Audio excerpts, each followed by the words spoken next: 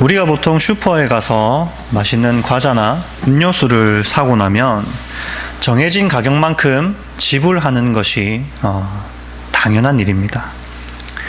만약 그렇게 하지 않고 그냥 그 물건을 들고 그냥 나가버리면 어떻게 됩니까? 도둑질로 경찰서에 잡혀가게 됩니다. 사람은 어떤 행동을 하기 전에 의식적으로든 또는 무의식적으로든 자신이 할 그 행동에 대해서 판단합니다. 그것이 국가적 차원의 법이든 혹은 개인의 윤리나 도덕성에 근거하든 혹은 개인의 가치관에 따라서 자신의 행동을 판단합니다. 만약에 이런 판단이 불가능한 사람이 있다면 어떻게 됩니까? 가령 슈퍼에 가서 물건을 산 후에 계산을 하지 않고 가버린다든지, 화가 난다고 그 화대로 사람을 폭행한다든지, 자신의 성욕대로 이성을 강제로 탐한다면 그 사람은 법에 따라 감옥에 가게 됩니다. 왜 감옥으로 보냅니까? 그 사람의 행동이 국가적, 사회적 차원에서 함께 공동체로 생활하기에 적합하지 않다고 판단되기 때문입니다. 사사기 19장에서 21장은 사사시대를 살던 사람들의 총체적인 모습을 보여줍니다. 개인적으로 이 19장에서 21장은 사사기 전체의 말씀을 요약해서 보여주는 장이라고 저는 생각을 합니다. 전체를 읽어보면 좋겠지만 시간 관계상 어떤 사건이 있었는지를 성도님들께 말씀을 드리려고 합니다. 제 이야기를 따라서 19장부터 천천히 눈으로 읽어오시면 됩니다. 먼저 19장을 보시면 한 레위인이 등장합니다. 그에게는 첩이 한 명 있었는데요. 어떤 일로 화가 난 여인은 남편을 떠나 친정으로 돌아가 버립니다. 아내가 넉 달 동안 돌아오지 않자 레위인은 아내를 다시 데려오기 위해 아내의 친정에 있는 베들레헴으로 향합니다. 그리고 그 베들레헴에서 그 아내와 그리고 장인을 잘 설득해서 다시 화해하고 이제 집으로 돌아가려고 하죠. 집으로 돌아가는 길에 날이 저물어 버립니다. 그래서 유숙할 곳을 찾다가 기브아라는 곳에 유숙하기로 합니다. 이 기브아라는 동네는 베냐민 지파에 속한 땅이었는데요. 이 기브아에서 다행히 한 노인이 레위인을 자신의 집에 묵도록 허락해 주었고, 레위인은 그 노인의 집에서 하루를 거하게 됩니다. 맛있는 음식을 먹고요, 맛있게 마시고 이제 편안하게 쉬려고 합니다. 그런데 그 집에 낯선 사람이 방문했다는 소식을 들은 이 기브아의 불량배들이 찾아옵니다. 그리고 22절을 보시면은요, 내 집에 들어온 사람을 끌어내라, 우리가 그와 관계하리라 하고 소리칩니다. 여기서 관계는 보통 성관계로 이해하시면 될 것 같습니다. 이에 노인은 급히 나가서 그들을 만류하지만 노인의 말을 들으려고 하지 않습니다. 그때 레위인이 말도 안 되는 행동을 하는데요. 어떤 행동을 하냐면요, 자신이 애써 데려온 첩을 끌어내어서 그들에게 던져줍니다. 그리고 불량배들은 그 넘겨준 첩을 밤새 강간하고 능욕하다가 새벽이 되어서야 각자의 집으로 돌아갑니다. 레위인은 아침에 일어나 문을 열고 나섭니다.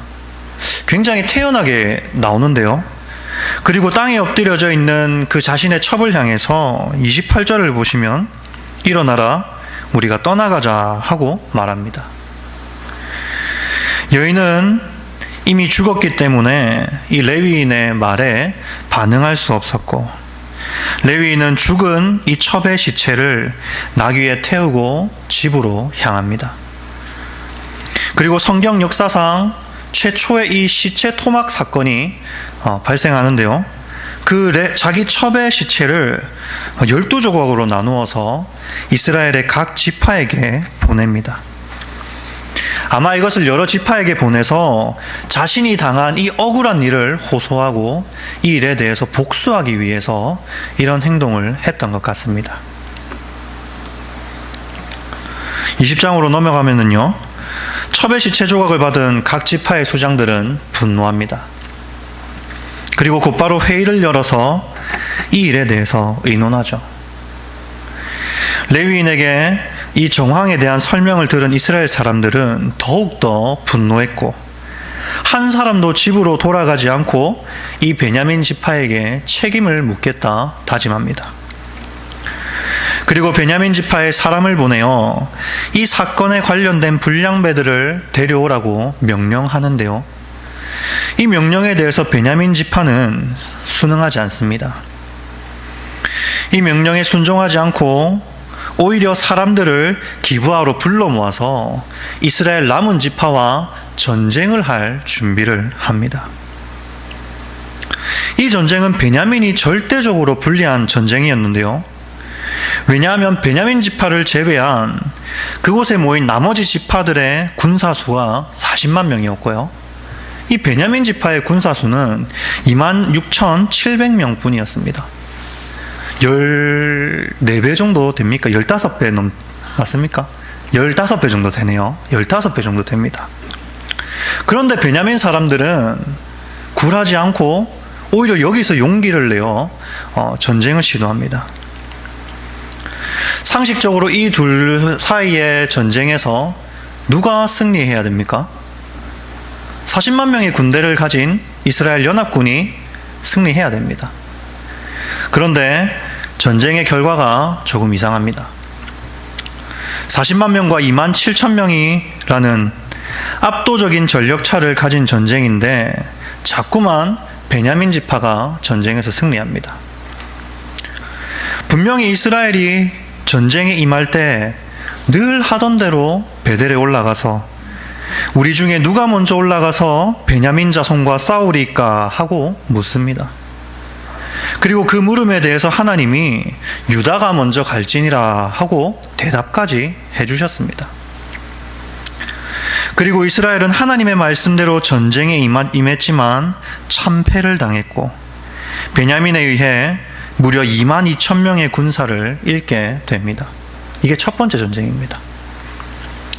그럼에도 이스라엘은 포기하지 않고 다시 용기를 내어 여호와께 울면서 여쭙습니다. 우리가 베냐민과 다시 싸울까요? 하고 물어봅니다. 그러자 이번에도 하나님께서는 올라가서 치라라고 답하십니다. 그리고 이스라엘은 다시 올라가서 베냐민과 싸웠고 이번에도 집니다. 이번에는 1만 8천 명의 군사를 잃고 돌아옵니다. 벌써 2만 7천 명이랑 싸우면서 두 번의 전쟁으로 벌써 4만 명이나 군사를 잃었습니다. 이때 이스라엘은 뭔가 잘못되었음을 직감합니다. 지금까지 단 한 번도 여호와께서 함께 하시는 전쟁에서 패배한 적이 없었는데 분명히 여호와 하나님께서 유다가 먼저 올라갈지니라 너희가 올라가서 치라 라고 말씀을 해주셨는데 왜 자꾸 지는지 그들 스스로 알지 못했습니다. 그들은 자신들이 패배하는 원인이 전략이나 전투력의 문제가 아니라 여호와께 답이 있음을 깨달았습니다. 그리고 다시 여호와께 나가서 울며 날이 저물도록 금식하고 번제와 화목제를 드립니다. 그리고 다시 묻습니다. 28절 말씀인데요. 우리가 다시 나아가 내 형제 베냐민 자손과 싸우리까 말리까 하고 묻습니다. 이에 하나님은 이제야 올라가라. 내일은 내가 그를 내 손에 넘겨주리라 하고 말씀하시죠. 그리고 이스라엘은 하나님의 말씀대로 베냐민과의 전쟁에서 승리했고 600명을 제외한 모든 군사를 다 죽여버립니다.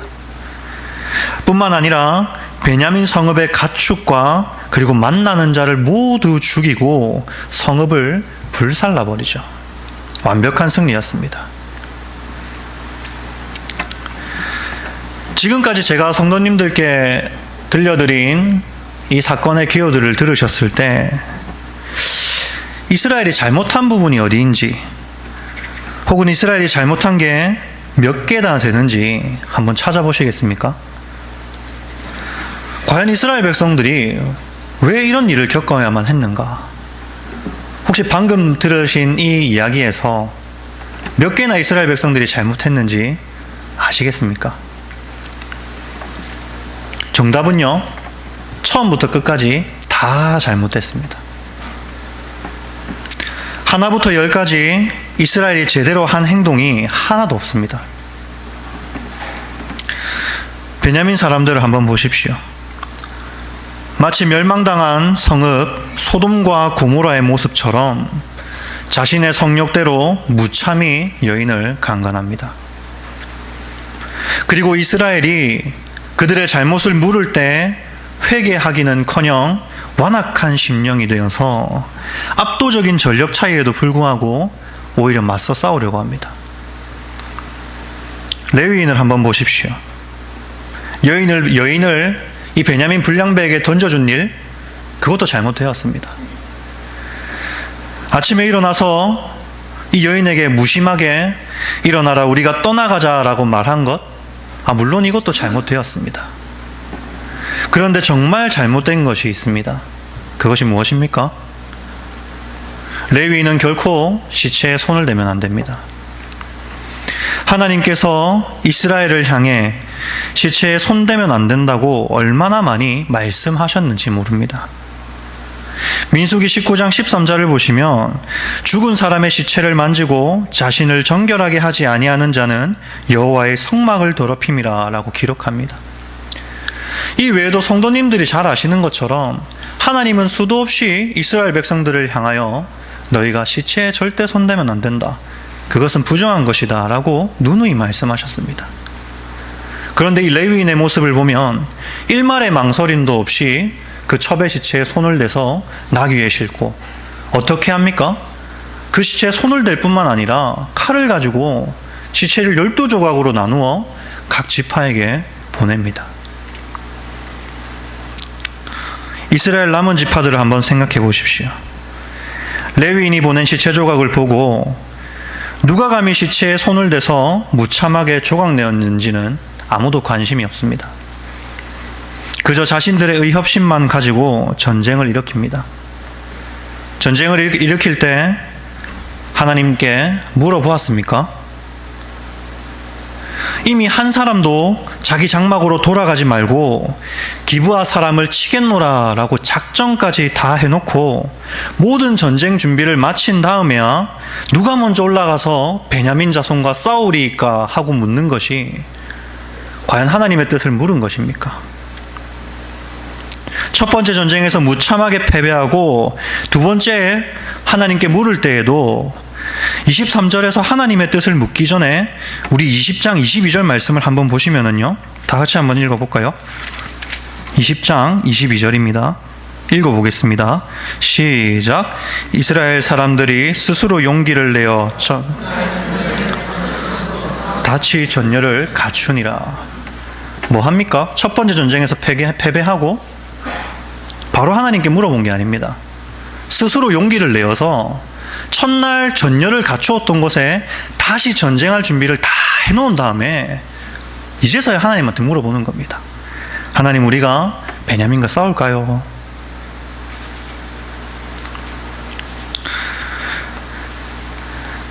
이건 겉모습만 하나님의 뜻을 묻는 것이지 실제로는 자기 멋대로 하는 겁니다. 사사기 말씀은요, 놀라울 만큼 하나님 말씀대로 살지 않는 사람들의 모습을 너무나도 아무렇지 않게 기록하는 책입니다. 방금 우리가 본문의 사건을 살펴보면서 특별한 문제점을 느끼지 못했던 것처럼 그냥 편하게 읽다 보면 베냐민이 잘못해서 이스라엘이 혼내주었구나 하고 생각하고 넘어갈 만큼 아무렇지 않게 하나님의 말씀대로 살지 않는 그 악한 백성을 기록하는 책이 사사기입니다. 여러분, 혹시 삼손을 아십니까? 삼손 하면 어떤 모습이 떠오르시죠?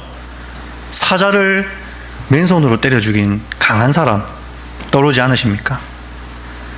삼손이 사자를 죽인 후에 그 주검에 벌떼와 꿀이 있는 것을 보고 손으로 그 꿀을 떠서 먹으며 걸어가는 장면을 기억하십니까? 혹시 그 장면을 떠올리시면서 뭔가 잘못됐다는 걸 생각해 보신 적이 없으신지요? 민수기 6장 6절 말씀을 보시면은요, 제가 읽어드리겠습니다. 이것은 나실인의 규례입니다. 자기의 몸을 구별하여 여호와께 드리는 날 동안은 시체를 가까이 하지 말 것이요 라고 명확하게 기록하고 있습니다. 그런데 이 사사기 기자는 너무 아무렇지 않은 것처럼 삼손이 사자를 때려 눕히고 그 시체에 꼬여있는 벌떼와 그 꿀을 손으로 떠서 먹으면서 걸어갔다. 그리고 그걸 아무렇지 않게 퀴즈로 냈다. 그 이야기를 하고 있는 겁니다.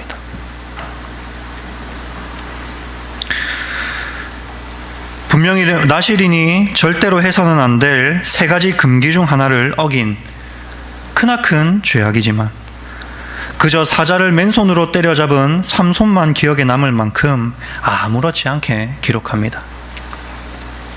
사사기 기자가 이토록 악행을 일삼는 자들의 모습을 무심하게 기록하는 이유가 있습니다.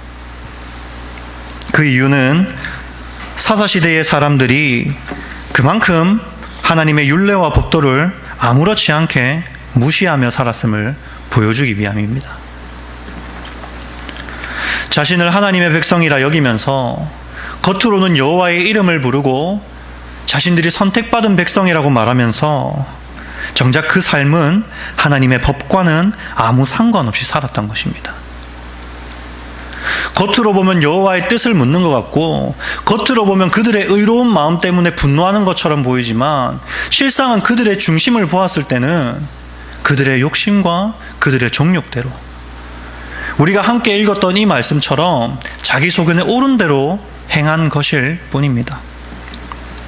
그래서 사사기 기자는 이 사사기의 결론을 21장 25절에서 뭐라고 낸 것입니까?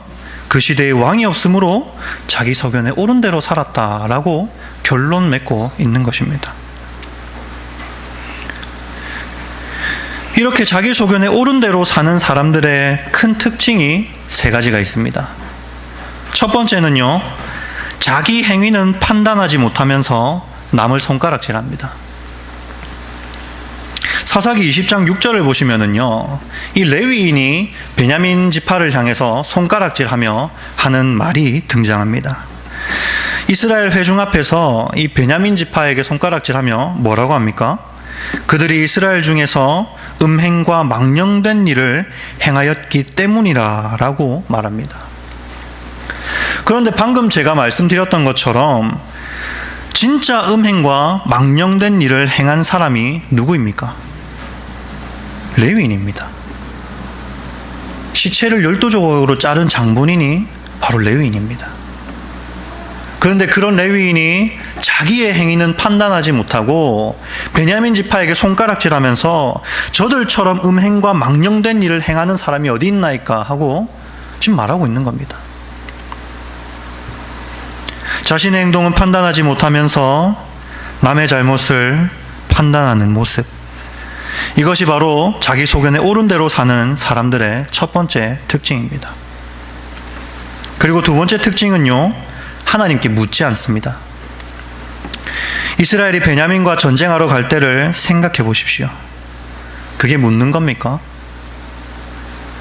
이미 자기 뜻 다 정해놓고 그렇게 실행할 준비까지 다 해놓고 누구부터 올라가리까 하고 묻는 것이 진정으로 묻는 것입니까?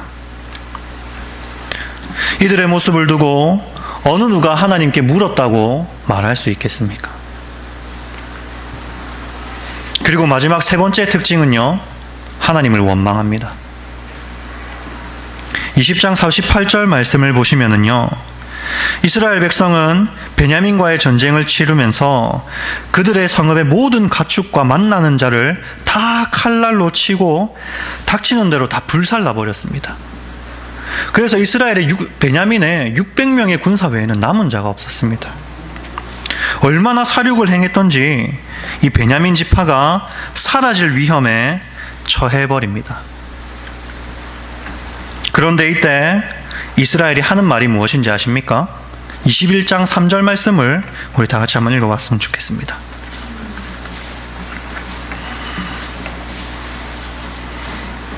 읽어보겠습니다. 이르되 이스라엘의 하나님 여호와여,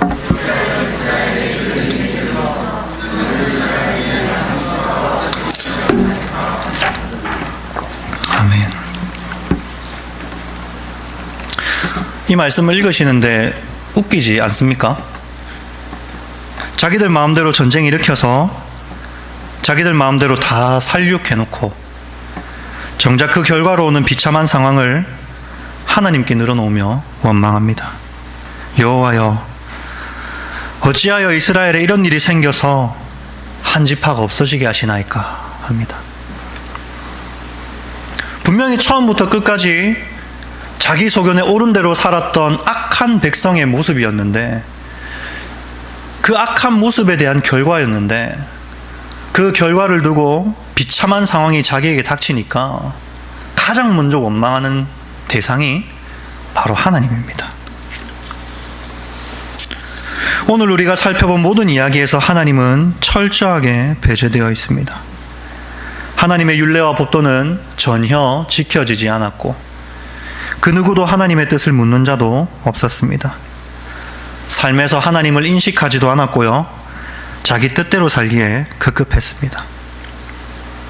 자신의 삶에 비참한 결과가 나타나도 결국에는 그것을 인지하지 못한 채 사사기가 끝나는 순간까지 자기 소견에 옳은 대로만 살았던 사람이 바로 이 이스라엘 백성입니다.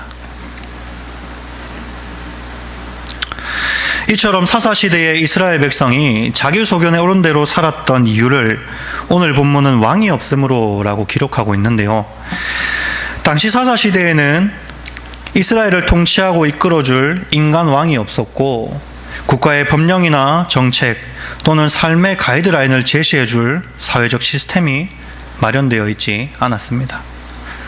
그래서 저마다의 소견에 옳은 대로 행할 수밖에 없었다고 기록하고 있는 것입니다. 그런데 사무엘상 8장 7절 말씀을 한번 보시면은요, 우리 한번 이것도 한 번만 다 같이 읽어보았으면 좋겠습니다. 읽어보겠습니다.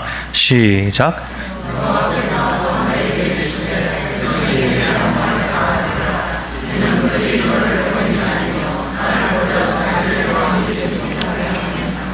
이거는 하나님께서 하신 말씀입니다.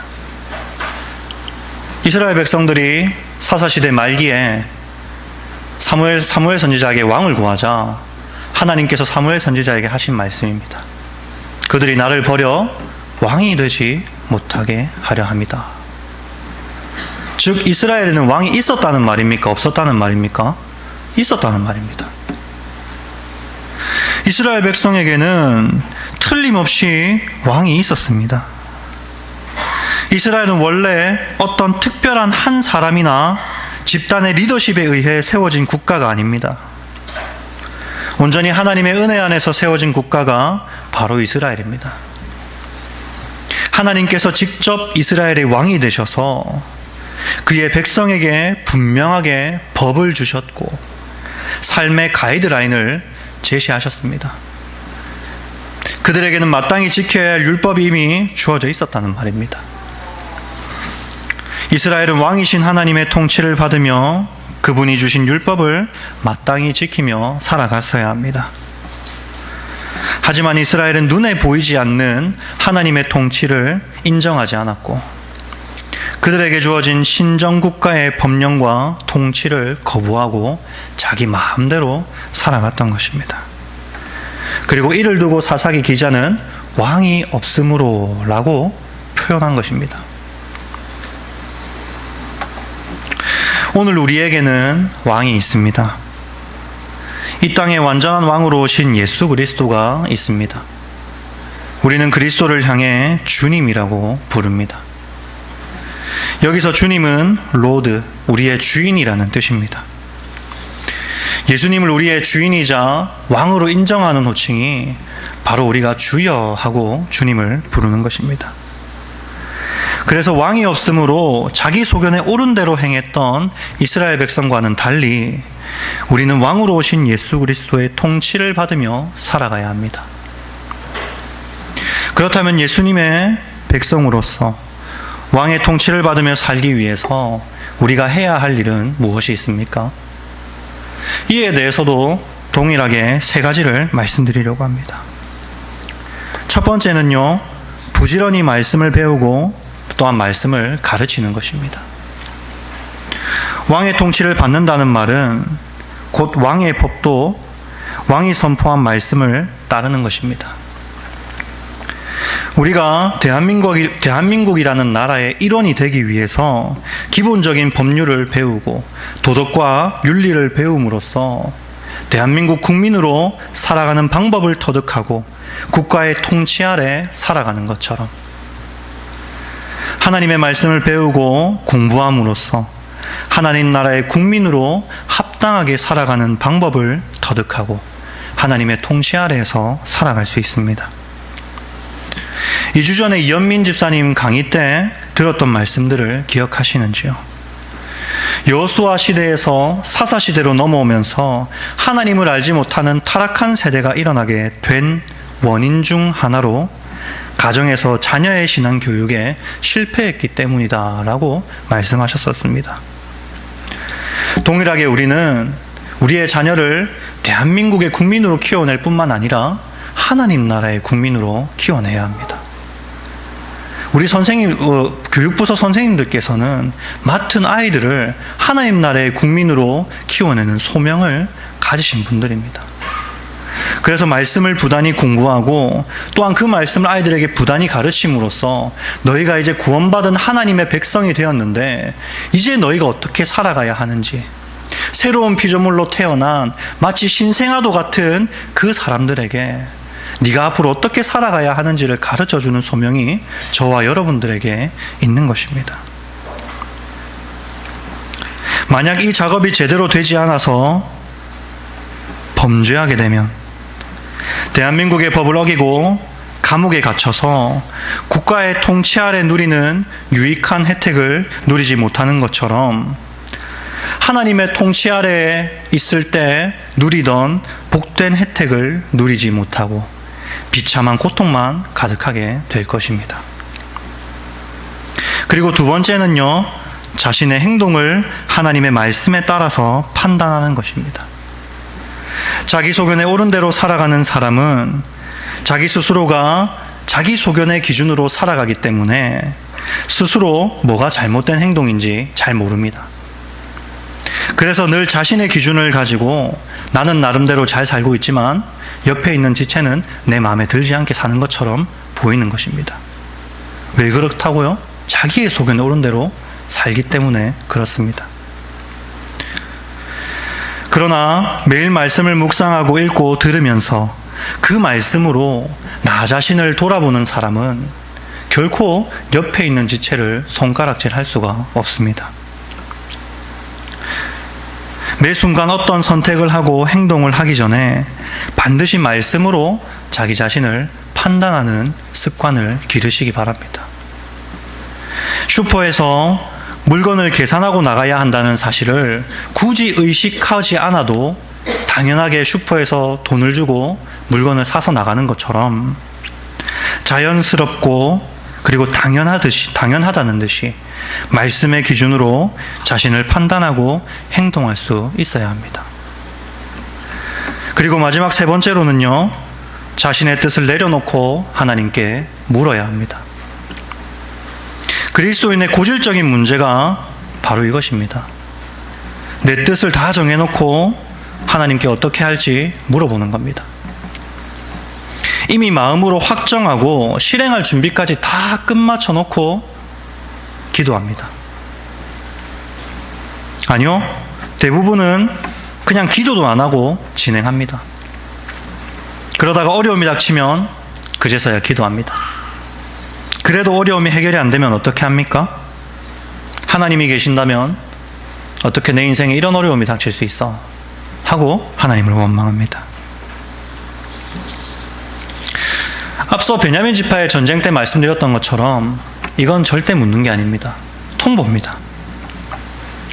만약에 제가 어떤 자매와 결혼하기로 약속을 하고 식장과 날짜까지 다 정해둔 다음에 결혼식을 진행할 돈이 부족해서 그제서야 저희 아버지께 가서 아버지 사실 저 결혼하기로 했는데요. 아버지 제가 결혼할 돈이 좀 부족합니다. 하나님 아버지 돈 좀 주시면 안 될까요? 이렇게 묻는 게 과연 아버지의 뜻을 묻는 겁니까? 아버지 결혼해도 됩니까? 묻는 겁니까? 묻는 게 아닙니다. 통보입니다. 통보. 결혼할 준비 다 해놓고 식장까지 다 잡아놓고 돈이 부족하니까 아버지께 돈 달라고 하는 것, 그건 아버지의 뜻을 물어보는 게 아니라 그냥 통보입니다. 통보. 하나님의 통치 아래 살아가는 하나님의 백성이라고 하면서 예수님을 인생의 주인이라고 고백하면서도 묻지도 않고 실행에 옮기고, 정작 기도는 항상 하나님께 하나님 제가 이거 할 건데요. 하나님 뭐부터 하면 좋을까요? 하나님 제가 이거 하고 있는데요. 잘 되게 해주세요. 이런 기도뿐이라면 이건 하나님의 통치를 받는 게 아니라 명백하게 자기 소견에 옳은 대로 살아가는 것입니다. 우리는 이 말씀을 묵상하면서 부단히 하나님께 물으셔야 합니다. 우리의 주인이, 우리의 왕이 버젓이 살아계신데 우리 마음대로 전쟁하고 우리 마음대로 살아가는 게 정상입니까? 여러분의 왕이신 하나님이 귀찮아하실 만큼 물어보셔야 합니다. 나의 뜻을 내려놓고 겸손하게 하나님께 인생의 길을 물을 때 하나님은 신실하게 성도님들의 인생을 선하고 좋은 길로 인도하실 것입니다. 우리 마지막으로 마태복음 7장 21절에서 23절만 읽고 정리하고 마치도록 하겠습니다. 마태복음 7장 21절에서 23절 말씀입니다.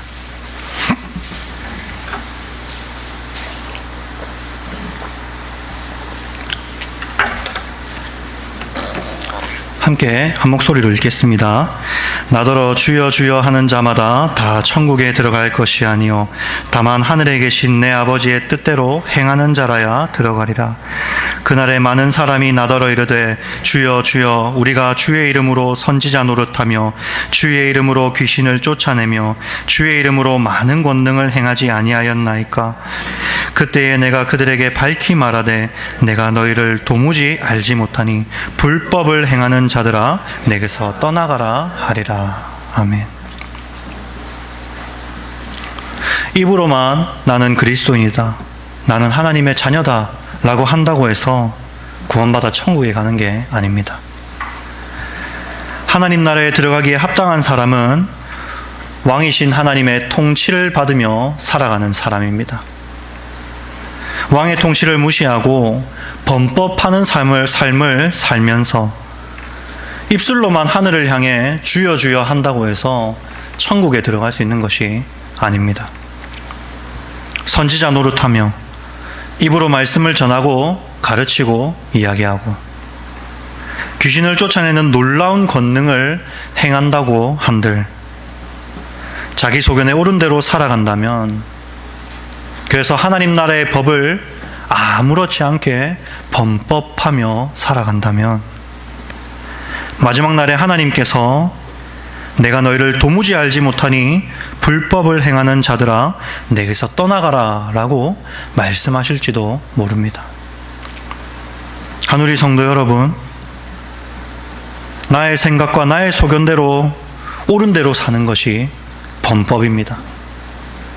너무 자연스럽게 하나님의 법과는 전혀 상관없이 자기 마음대로 살아가는 현대사회 속에서 하나님의 백성이라는 정체성을 굳게 지키시기 바랍니다. 내가 오늘 내 행복을 위하여 내게 명하는 여호와의 명령과 규례를 지킬 것이 아니냐라는 신명기 10장 13절의 말씀처럼 여러분의 진짜 행복은 우리 마음대로 살아갈 때 찾아오지 않고 여호와 하나님의 통치 아래 거할 때에 진정한 행복이 우리에게 찾아옵니다. 이 사실을 기억하고 왕의 통치 아래 거하기를 기뻐하는 저와 하늘의 성도님들 되시기를 바랍니다. 제가 기도하겠습니다.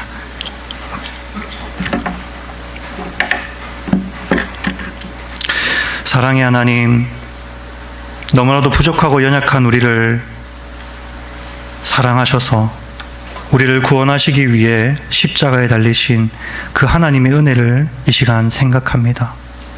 우리는 날마다 범법하고 날마다 자기 소견에 옳은 대로 살아가지만 그럼에도 불구하고 우리를 구원하고자 하시는 그 하나님의 은혜가 얼마나 크신지요.